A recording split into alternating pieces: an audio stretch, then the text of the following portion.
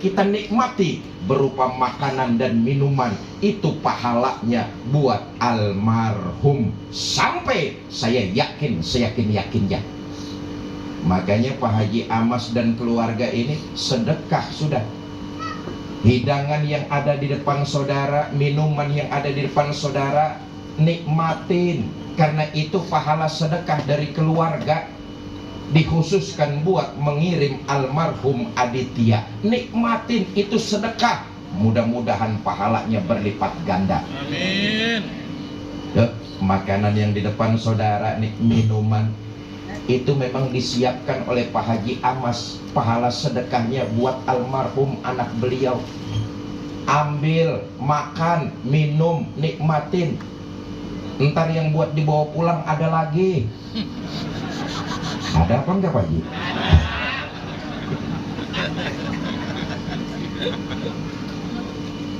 Disador dari kitab As'adur Rafiq, sarah dari kitab Sulamut Taufik. Saudara, dahulu ada seorang ibu ditinggal mati anak gadis semata wayangnya. Namanya ibu punya anak semata wayang, tiap hari kepikiran. Makan gak enak, tidur juga gak nyenyak. Terbayang wajah anak gadis semata wayangnya. Satu hari nih ibu datang ke seorang ulama yang arif dan bijaksana, Imam Hasan Al-Basri. Ngadu nih ibu, Tuan saya punya anak gadis semata wayang, belum lama meninggal dunia. Saya rindu pengen jumpa. Tuan berikan saya amalan supaya saya bisa ketemu anak gadis semata wayang saya. Kata Imam Hasan Al-Basri, ibu ntar malam selesai sholat isya, sholat sunnah 4 rakaat, lalu baca sholawat sampai ibu tidur. Dikerjakan amalan ini oleh ibu tersebut. Selesai sholat isya, sholat sunnah 4 rakaat, diteruskan dengan pembacaan sholawat sampai si ibu tertidur. Dalam tidurnya ibu ini bermimpi ketemu sama anak gadis semata wayangnya.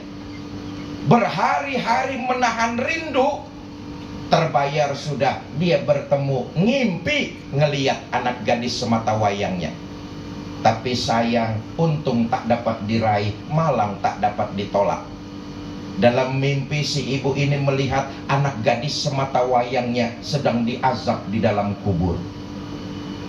Hati orang tua mana yang sanggup melihat anaknya tersiksa?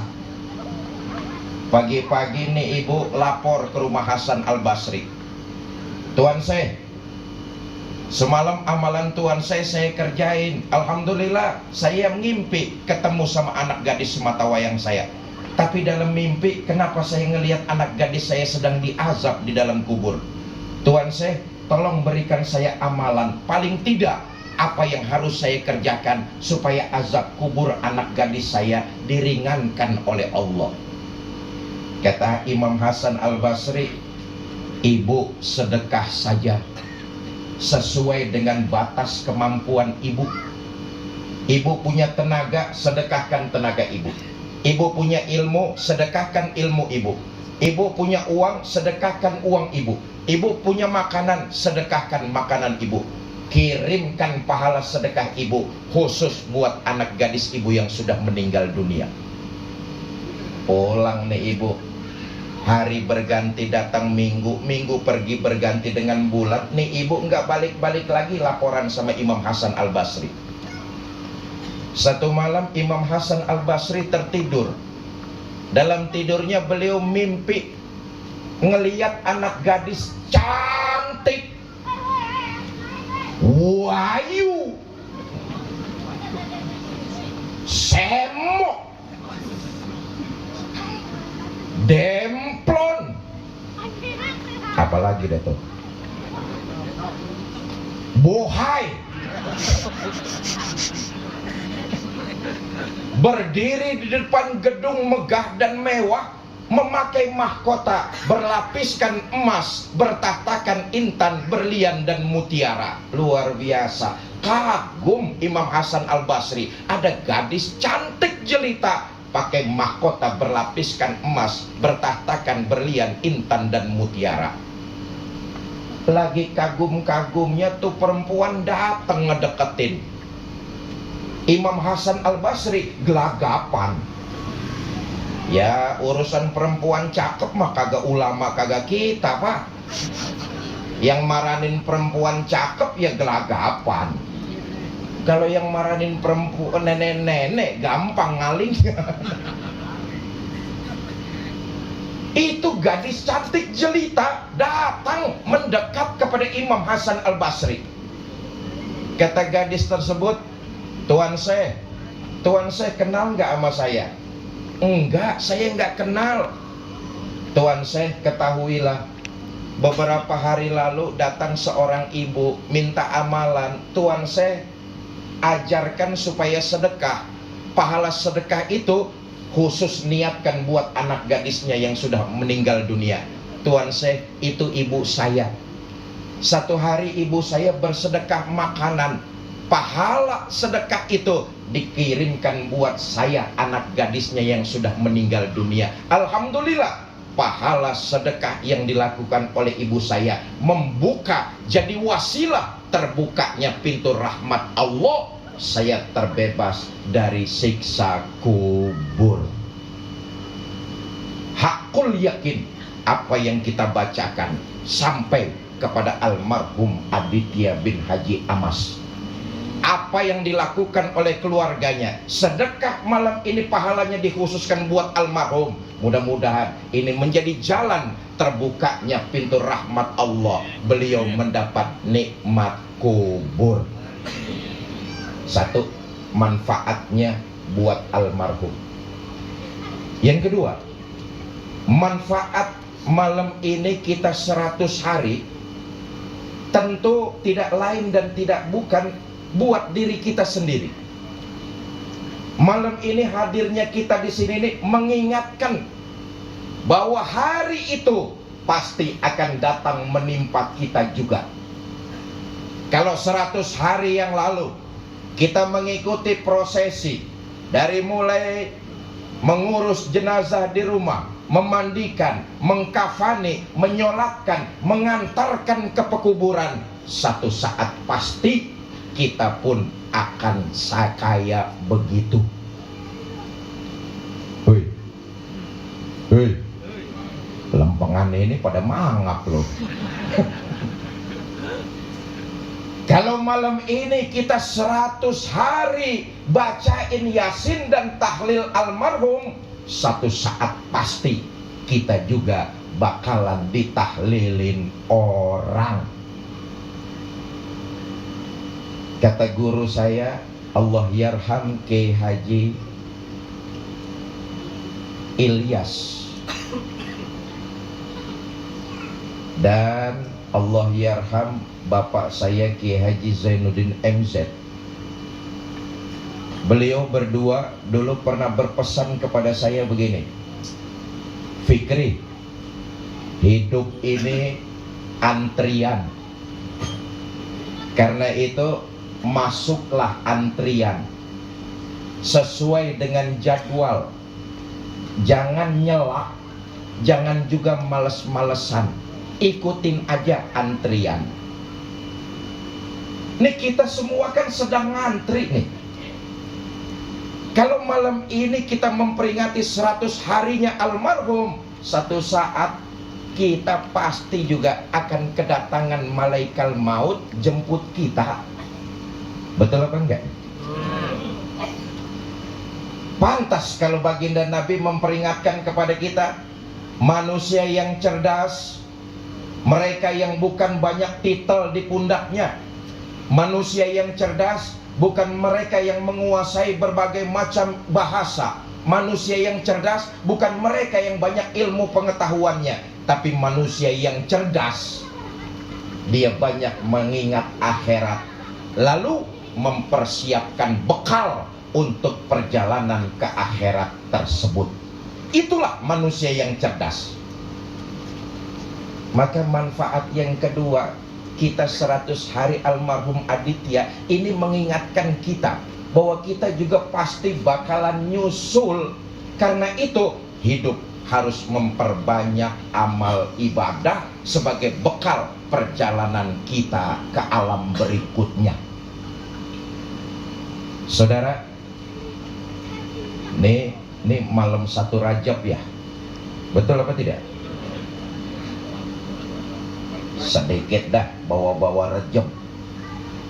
Waktu Nabi mau berangkat Mi'raj, ini gambaran baginda kita Nabi besar Muhammad Sallallahu Alaihi Wasallam. Waktu Nabi mau berangkat Mi'raj oleh malaikat Jibril, Nabi dibawa ke pinggir tepian sumur Zam-Zam. Dibelah dada Nabi, dibersihkan hati beliau. Bukan karena hati Nabi baginda Nabi itu kotor, tapi hati yang sudah bersih dibersihkan lagi agar lebih bersih oleh malaikat Jibril. Setelah bersih benar, apa yang dilakukan malaikat Jibril? Dibekali Nabi dengan ilmu, iman, dan ihsan. Nabi saja, orang yang paling suci, melaksanakan perjalanan dibekali oleh malaikat Jibril. Dengan apa? Iman, ilmu, dan ihsan. Potret Nabi ini menggambarkan kehidupan kita.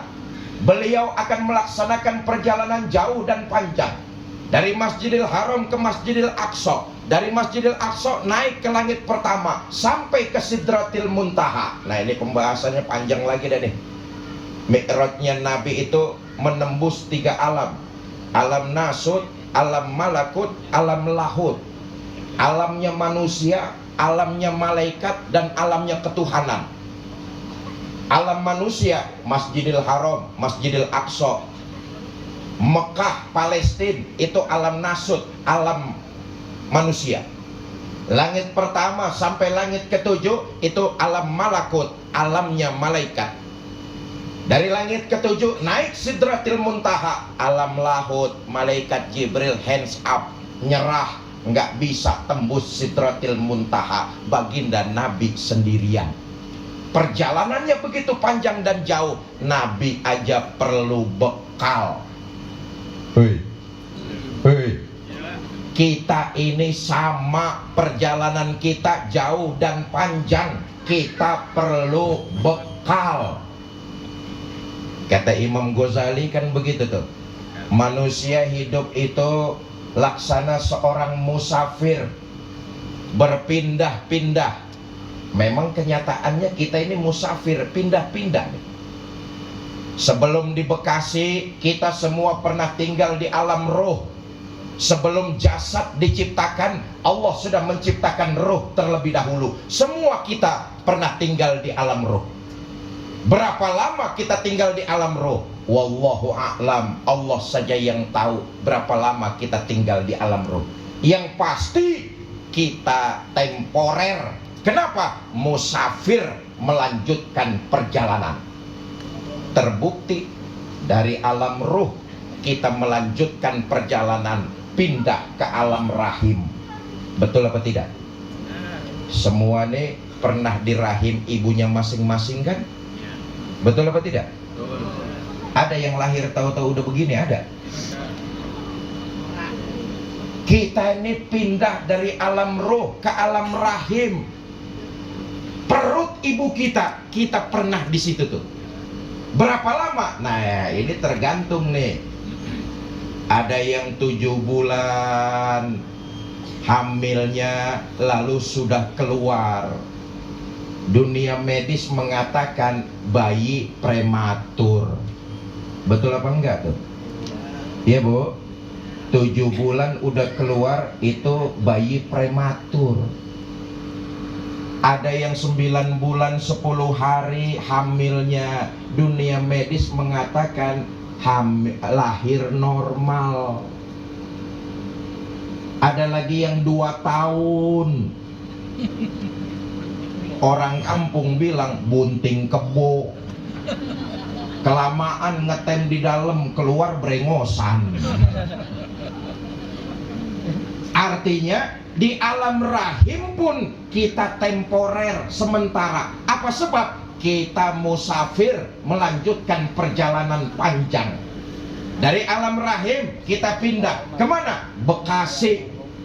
Nih malam ini nih saudara, apa di Bekasi kita mortality abadi? Enggak.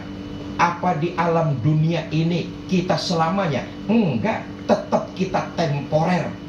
Sementara kita tinggal di alam dunia. Maka tadi saya katakan, pesan guru dan orang tua saya, hidup ini antrian. Di Bekasi ini kita sementara. Wong kita ini musafir, masih harus melanjutkan perjalanan. Berapa lama kita hidup di alam dunia? Qadarullah, Ananda Aditya 100 hari yang lalu diambil sama yang punya. Allah yarham Kiai Haji Zainuddin MZ 11 tahun yang lalu diambil sama yang punya. Kita wallahu a'lam, tapi pasti kita pun akan diambil sama yang punya. Ustaz, kalau orang dulu yang punya kok ngambilnya lama-lama amat ya? Orang-orang dulu umurnya sampai panjang-panjang Ustaz. Iya. Kalau baca sejarah tuh orang dulu, umat-umat terdahulu kan emang begitu tuh. Nabi Adam umurnya 1000 tahun. Keluarganya ya umurnya ribuan tahun juga. Lama diambilnya. Nabi Nuh umurnya 850 tahun. Umatnya ya kira-kira umurnya 800, 900, 1000 tahun juga. Baru diambil, baru dicabut, baru mati. Umurnya emang panjang-panjang. Tapi kalau mau ngaca dengan sejarah juga, Nabi kita Muhammad Sallallahu Alaihi Wasallam, beliau pernah mengingatkan kita semua, nanti di akhir zaman umur umatku itu nggak akan jauh dari angka 60-70 tahun. Nih kita sudah masuk di ambang akhir zaman. Betul apa tidak? Nyari orang yang umurnya di atas 100 jarang banget. Betul? Di Bekasi kalau ada yang umurnya sampai ratusan tahun, 100, 101, 110, 115, paling bisa dihitung pakai ibu jari, pakai jari. Udah jarang. Orang sekarang tuh umurnya nggak jauh dari angka 60-70 tahun.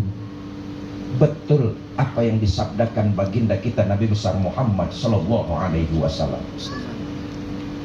Bahkan kalau kita mau mengikuti riwayat baginda Nabi, beliau tuh wafat umurnya 63 tahun.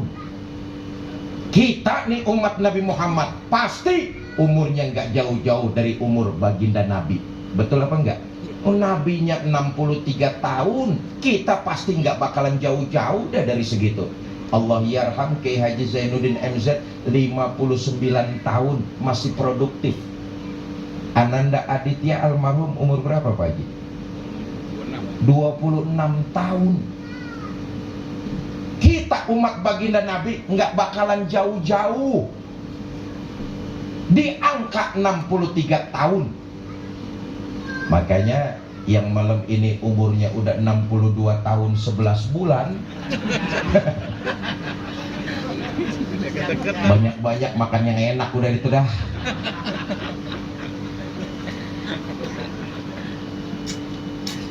Artinya di alam dunia, di Bekasi kita temporer, sementara. Kenapa? Kita ini musafir. Dua alam sudah kita lalui, dua alam berikutnya akan kita masuki. Alam apa itu? Alam barzah, alam kubur, dan alam mahsyar. Sekarang kita ada di pertengahan. Pertengahan inilah yang menjadi cikal bakal. Apakah kita jadi manusia bahagia atau jadi manusia celaka, tergantung amal perbuatan kita di alam dunia ini. Yang kedua, manfaatnya jelas kembali buat diri kita masing-masing. Ini mengingatkan bahwa satu saat yang dialami oleh almarhum Aditya pasti akan menimpa pribadi kita masing-masing. Mengelak kita tidak bisa, menghindar kita tidak bisa, memohon untuk ditunda kita tidak bisa. Mumpung saat itu belum datang, menyadarkan dan mengingatkan, hidup harus memperbanyak bekal, tentunya bekal-bekal kebaikan. 2. Yang ketiga, yang terakhir. Sampai jam berapa Pak Haji Amas? Hah? Sampai subuh. Lu mendengerin sambil ngunyah mah enak terus. Yang ketiga, Bapak Ibu saudara-saudara, atas undangan keluarga besar Pak Haji Amas, 100 hari wafatnya putra beliau, ini manfaatnya terjalin silaturahmi di antara kita malam ini. Karena itu Pak Haji Amas, malam ini Ananda Aditya luar biasa senangnya. Kiriman tasbih, kiriman tahmid, kiriman la ilaha illallah. Lalu kemudian pahala silaturahmi yang terjadi malam ini, kita dapat pahalanya. Almarhum Aditya kebanjiran pahalanya. Silaturahmi kita 200 jamaah ini satu sama lain luar biasa manfaatnya, luar biasa keutamaannya. Masing-masing kita dapat fadilah, masing-masing kita dapat pahala. Tapi malam ini yang kebanjiran pahala silaturahmi kita malam ini, almarhum Aditya.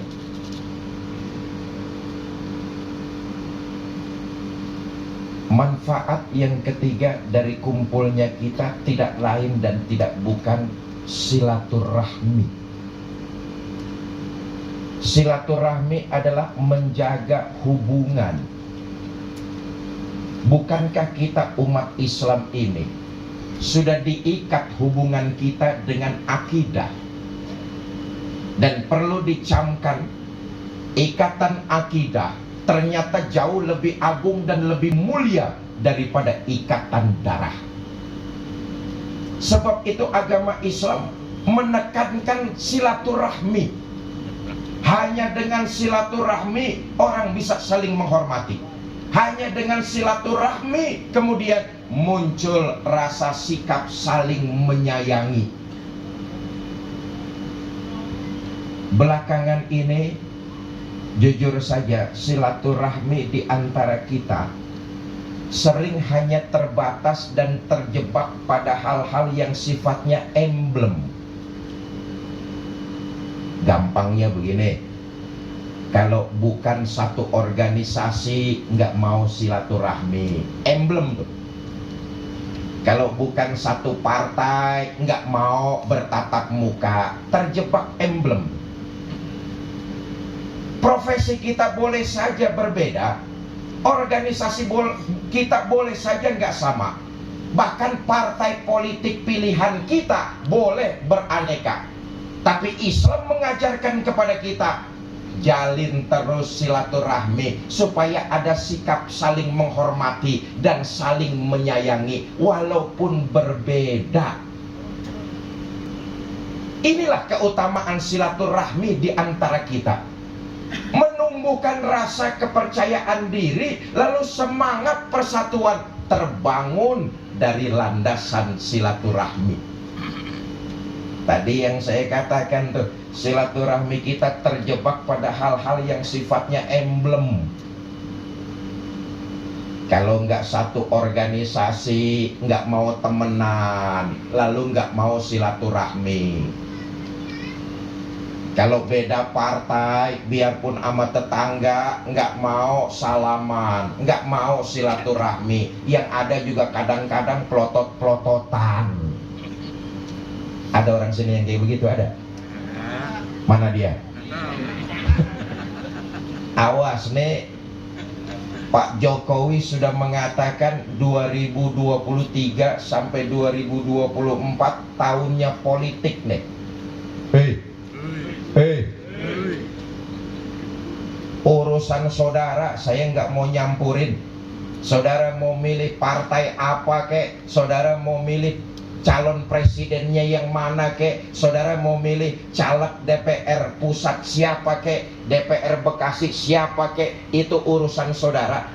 Tapi kewajiban saya, landasannya harus tetap silaturahmi. Walaupun kita berbeda, dengan silaturahmi kita jadi dewasa, saling menghormati, saling menghargai, dan pada akhirnya muncul perasaan saling menyayangi. Berbeda bukan kita malah menjauh, tetapi berbeda menyebabkan kita bergandengan tangan. Luar biasa saudara, azab yang didapati oleh mereka yang hidupnya tidak mau menjaga silaturahmi. Sekarang ini kan di kampung banyak banget tukang kompor. Tukang kompor yang saya maksud, nyundut yang sini, bakar yang sono, manas-manasin yang sini, nyulut yang sana. Tukang kompor tuh nggak boleh ngelihat warga anteng, digosok-gosok, dibakar supaya masyarakat, warga terpecah belah. Tukang kompor banyak apa enggak yang begitu tuh? Karena kepentingan organisasi, karena kepentingan politik, masyarakat, warga diadu domba. Nah kita kudu dewasa nih. Kita kudu dewasa, saling menghormati, saling menghargai. Ujung-ujungannya kita bisa tetap saling mencintai. Kenapa? Semangat silaturahmi. Luar biasa pedihnya saudara, azab yang ditimpakan oleh Allah kepada mereka yang hidup di alam dunia bukan menjaga persatuan dengan landasan silaturahmi, ini malah memecah kerukunan dan kekompakan warga. Saya tutup dengan satu riwayat. Dulu ada orang kaya mau pergi haji. Karena saking kebanyakannya duit, nih orang kaya bingung dia mau nitipin duitnya sama siapa. Cari satu kampung orang yang dianggap menjaga, mempunyai sifat amanah. Ketemu namanya Fulan. Kata orang kaya, Fulan, saya mau pergi haji, saya titip uang saya sama kamu. Waktu itu belum ada sistem bank. Saya titip uang saya sama kamu, nanti pulang haji saya balik lagi, saya ambil duit saya ini. Kata Fulan, Pak, pergilah haji dengan khusyuk. Mudah-mudahan Bapak membawa haji yang mabrur. Balik lagi ke sini, ambil duit Bapak, nggak bakalan kurang sepeser pun. Tenang hatinya orang kaya ini. Berangkat dia pergi haji. Selesai pelaksanaan ibadah haji, ini orang kaya pulang ke kampung, langsung ke rumah Fulan. Ketuk pintu, Assalamualaikum, Assalamualaikum, Assalamualaikum. Sampai 3 kali ketuk pintu, 3 kali memberikan salam. Pintu rumah Fulan nggak dibukain. Tetangga sebelah rumah nyongok. Nah nyongok, orang Bekasi ngerti nyongok, ngelongok. Tetangga sebelahnya ngelongok. Pak, Bapak cari siapa? Saya cari Fulan. Oh maaf Pak, Fulan itu beberapa hari lalu meninggal dunia. Innalillahi wa inna ilaihi raji'un. Kata orang kaya, Mas tahu nggak almarhum Fulan punya saudara apa enggak? Saya nggak tahu Pak. Mas tahu nggak almarhum Fulan itu nyimpen duit saya di mana? Apalagi itu saya nggak ngerti urusannya Pak. Kelabakan nih orang kaya. Apa jalan keluarnya? Tetangga kagak tahu almarhum Fulan punya keluarga apa enggak. Tetangga juga nggak tahu almarhum Fulan naruh duit saya di mana. Dalam hati yang kebingungan, nih orang kaya datang ke seorang ulama yang arif dan bijaksana. Tuan saya, beberapa saat lalu saya pergi haji. Begitu saya mau berangkat, saya titipkan uang saya sama Fulan. Selesai saya ibadah haji, saya kembali ke kampung saya. Saya ke rumah Fulan buat ngambil uang saya. Tetangga sebelah rumahnya ngasih tahu kalau Fulan itu beberapa hari lalu meninggal dunia. Tetangga nggak tahu almarhum Fulan punya keluarga apa enggak. Tetangga juga nggak tahu almarhum fulan nyimpen uang saya di mana. Ini jalan keluarnya bagaimana tuan saya? Kata ulama tersebut, Pak, saya tanya dulu, almarhum fulan itu orangnya rajin ibadah apa enggak? Rajin tuan saya. Sholat berjamaah di masjid nggak ketinggalan, puasa tekun, ngaji doyan, dengan ulama bergaul, hidup di kampung mati-matian menjaga sifat amanah. Almarhum fulan orangnya rajin ibadah. Kata ulama tersebut, ya sudah, mudah-mudahan almarhum fulan mendapat nikmat kubur. Begini aja Pak, Bapak balik lagi dah ke Mekah, entar tengah malam tepat di tepian sumur Zam-Zam, Bapak teriak, Bapak panggil si fulan. Kalau memang fulan sedang mendapat nikmat kubur, nanti Bapak panggil di tepian sumur, ada yang nyautin. Berangkat orang kaya balik lagi ke Mekah. Tengah malam tepat di tepian sumur Zam-Zam, nih orang kaya teriak, fulan, fulan, fulan. Sampai 3 kali teriak, dari dalam sumur kagak ada yang nyautin. Gontai orang kaya ini. Pagi-pagi balik lapor sama ulama tersebut, tuan saya, 3 kali semalam saya teriak di tepian sumur Zam-Zam, nggak ada yang nyautin dari dalamnya. Ini bagaimana tuan saya? Kata ulama tersebut, waduh celaka, jangan-jangan almarhum fulan sedang diazab di dalam kuburnya. Begini aja Pak, Bapak ke Yaman. Di Yaman ada sebuah sumur namanya sumur Burnut. Kalau memang almarhum fulan diazab di dalam kuburnya, Bapak panggil di tepian sumur, ntar ada yang nyautin dari dalamnya. Ini orang kaya karena pengen duitnya balik, berangkat ke Yaman. Tengah malam di tepian sumur Burnut, teriak dia, fulan, oi. Baru sekali manggil, udah ada yang nyaut dari dalam sumur. Terkejut nih orang kaya, ya Allah fulan, kenapa kau sedang diazab di dalam kuburmu? Waktu hidup di dunia kan kamu rajin ibadah, sholat berjamaah nggak pernah ketinggalan, ngaji, tekun, puasa, doyan, hidup di kampung menjaga amanah. Kenapa kamu sedang diazab di dalam kuburmu? Betul Pak, waktu hidup di dunia orang emang ngelihat saya rajin ibadah. Betul, waktu hidup di kampung saya mati-matian menjaga amanah. Tapi rupa-rupanya masih ada satu persoalan yang belum saya selesaikan waktu hidup di alam dunia. Saya pernah berbuat salah. Karena itu mumpung Bapak datang ke sini, saya minta tolong Pak, temuin saudara saya, sampaikan permohonan maaf dari kesalahan yang pernah saya lakukan dulu. Tambah terkejut nih orang kaya. Loh, kamu punya saudara fulan? Punya Pak. Di mana saudara kamu? Bekasi. Ya udah, Sherlock. Dulu belum ada Sherlock. Ya emang dulu nggak ada, ini mah improv aja. Ya, biar cepet aja. Ini alamatnya Pak, tolong temui saudara saya, sampaikan permohonan maaf dari kesalahan yang pernah saya lakukan dulu. Kata orang kaya, baik fulan, nanti saya cari berbekal alamat ini, saya cari saudara kamu, saya akan sampaikan permohonan maaf dari kamu. Terima kasih Pak. Ntar dulu pulang. Ngomong-ngomong duit saya kamu taruh mana? Duit-duit juga nih orang nih.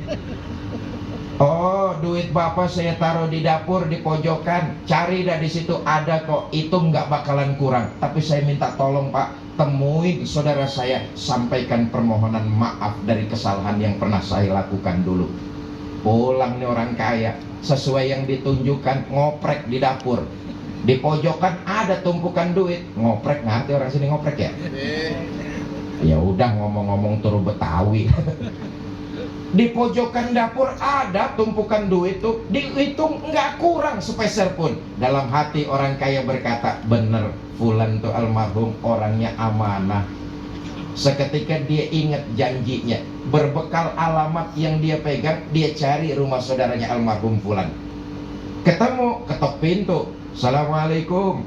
Waalaikumsalam. Mas saudaranya fulan ya? Betul pak, saudara saya fulan itu kan sudah meninggal dunia. Iya, saya tahu, karena itulah saya datang ke sini. Saudaramu yang bernama fulan sekarang ini sedang diazab di dalam kuburnya. Nih orang dikasih tahu saudaranya sedang diazab di dalam kuburnya, meleleh air mata, nangis terseduh-seduh. Inilah gambaran manusia nih. Bagaimanapun susahnya diatur, bagaimanapun wangkengnya saudara, tapi kalau lagi susah tetap aja kagak tega. Betul apa enggak? Dikasih tahu bahwa almarhum fulan sedang diazab di dalam kuburnya, nih orang meleleh air mata, nangis terseduh-seduh. Yang bingung orang kaya, kebingungan, lalu ditanya, mas kok bisa kayak begini sih sampean? Bukankah waktu hidup di dunia sampean ini kan saudara dengan almarhum fulan? Pak, betul, saya memang bersaudara dengan almarhum fulan. Tapi almarhum itu pernah memutus silaturahminya kepada diri saya. Nah ini dia nih. Fulan itu pernah memutus silaturahminya kepada diri saya. Di mana tempat saya ketemu melengos. Saya ke rumahnya baik-baik, digabrugin pintu. Saya kirimin hadiah makanan enak-enak, diaur di tepian jalan. Sampai puncaknya almarhum fulan ngomong sama semua orang, dia putus silaturahminya kepada diri saya. Tambah terkejut orang kaya nih. Ya Allah, fulan ngapa gitu-gitu amat? Emang mula-mulanya ngapa? Pak, mula-mulanya si sepele, cuma gara-gara beda pilihan wali kota. Nah, awas lo.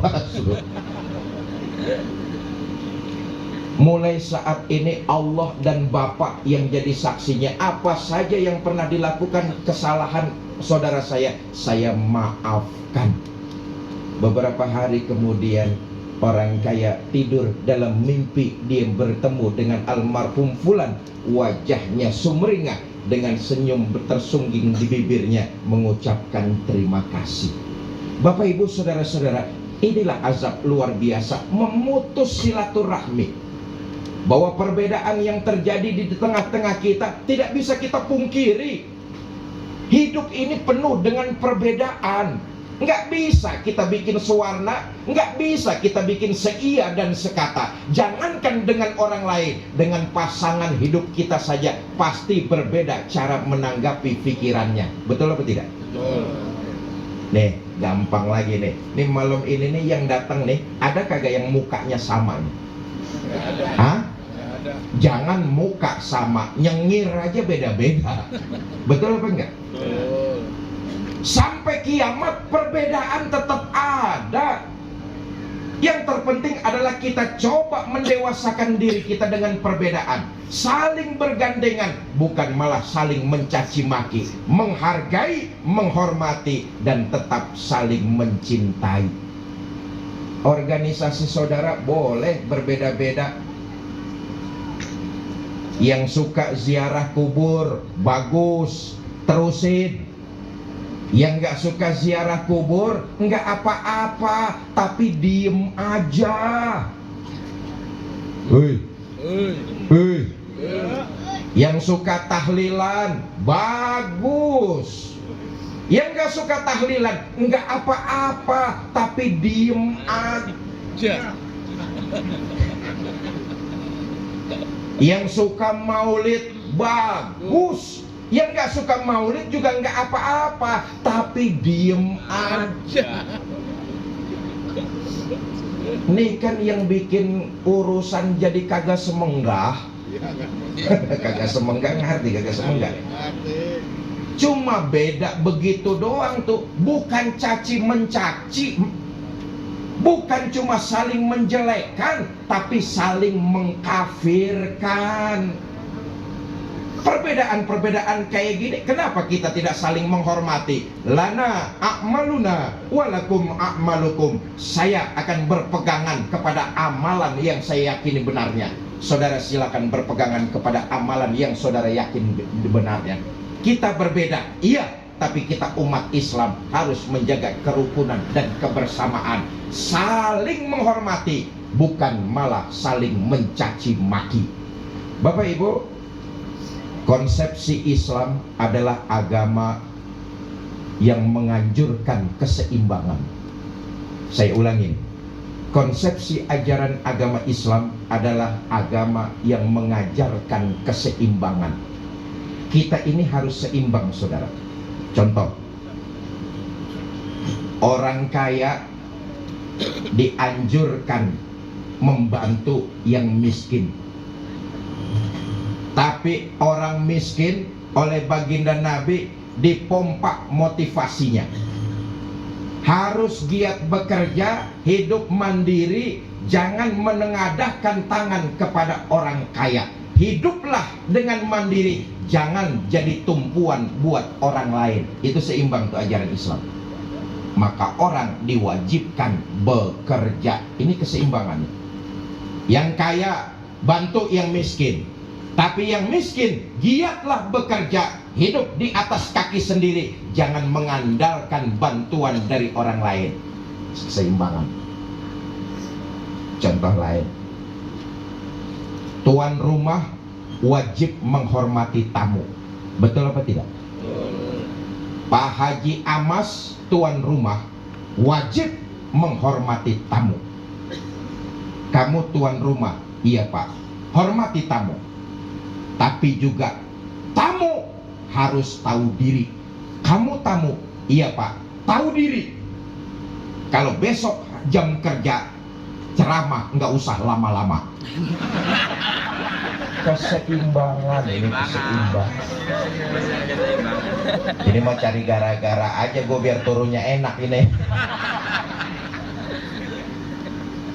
Bapak Ibu, saudara-saudara kaum muslimin yang saya cintai, karena itu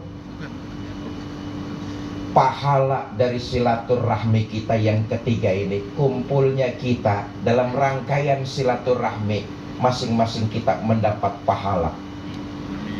Hadirnya kita membaca tasbih, tahlil, tahmid, lalu pahala silaturahmi kita, ya Allah, bukan